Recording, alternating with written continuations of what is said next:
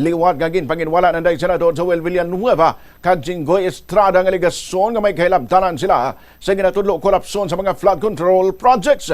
Ini matapos ng Independent Commission for Infrastructure nagrekomenda sa Office of the Ombudsman nga pasakan sa kaso nga plunder, bribery kay iban pang reklamo sa korapsyon ang duha ka senador matapos ginatudlo nga nakabaton sang benepisyo gikan sa mga anomalya sa proyekto. Ginpahayag ni Villanueva nga makitaan mismo sa mga records ng Senado nga halin pa sang una kontra na sa mga flood control projects.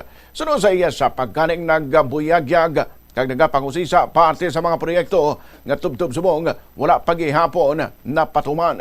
Dugang pa sang senador, isa lang ang testimonya ni anay DPWH District Engineer Henry Alcantara nga wala sa sang bisan ano nga kailabtanan sa mga proyekto nga nadalahig sa anomalya nga flood control. Pagkahulato naman sining masunod nga tikang sang ombudsman kag magsumeter sa sang formal nga sabat sa nagkaigo nga tiona good mapamatudan nga wala sa sang kahilabtanan.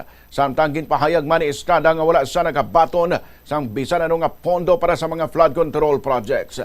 Ginpasiguro niya nga handa sa nga ipakigbato niya kaugalingon kag mag-aagi sa bisan anong nga proseso sang layi agud mapapatudan nga nagasugid sa sang kamaturan.